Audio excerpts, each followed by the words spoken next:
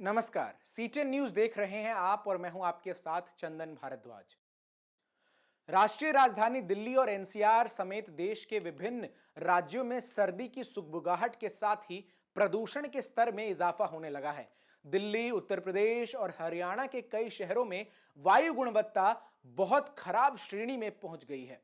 राष्ट्रीय राजधानी दिल्ली से सटे ग्रेटर नोएडा और गाजियाबाद में तो एयर क्वालिटी इंडेक्स 400 के पार पहुंच गया, जबकि उत्तर प्रदेश के मेरठ में हवा की गुणवत्ता में गिरावट होने के साथ AQI यानी एयर क्वालिटी इंडेक्स 500 के पार हो गया, जो खतरनाक श्रेणी के अंतर्गत आता है। एनसीआर के शहरों में लगातार बढ़ रहा प्रदूषण का स्तर चिंता बढ़ा रहा है। देश के सबसे प्रदूषित शहरों की लिस्ट में ज्यादातर दिल्ली एनसीआर के इलाके शामिल हैं। इसमें उत्तर प्रदेश का ग्रेटर नोएडा टॉप पर है। केंद्रीय प्रदूषण नियंत्रण बोर्ड के आंकड़ों के अनुसार दिल्ली में वायु गुणवत्ता खराब श्रेणी में दर्ज की गई और वायु गुणवत्ता सूचकांक 244 रहा, जबकि बल्लभगढ़ का एयर क्वालिटी इंडेक्स 271 रिकॉर्ड किया गया।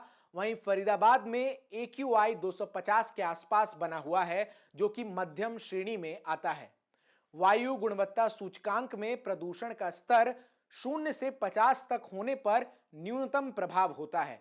AQI 0 और 50 के बीच AQI को अच्छा, 51 से 100 के बीच एयर क्वालिटी इंडेक्स को संतोषजनक, 101 और 200 के बीच के एयर क्वालिटी इंडेक्स को मध्यम, 201 और 300 के बीच के एयर क्वालिटी इंडेक्स को खराब, 301 और 400 के बीच के एयर क्वालिटी इंडेक्स को बहुत खराब और 401 से 500 के बीच के एयर क्वालिटी इंडेक्स को गंभीर यानी खतरनाक श्रेणी में माना जाता है।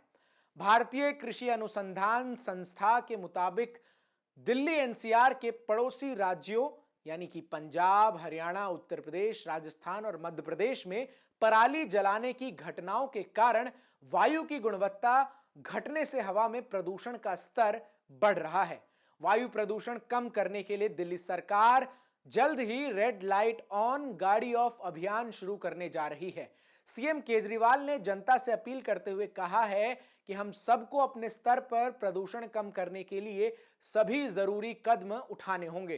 पिछले साल रेड लाइट ऑन गाड़ी ऑफ अभियान के अच्छे नतीजे मिले थे। इस बार दिल्ली सरकार की तरफ से 18 अक्टूबर से यह कैंपेन आधिकारिक रूप से शुरू हो रहा है। दिवाली पर पहले से ही दिल्ली में केजरीवाल सरकार ने आतिशबाजी पर पाबंदी लगा दी है।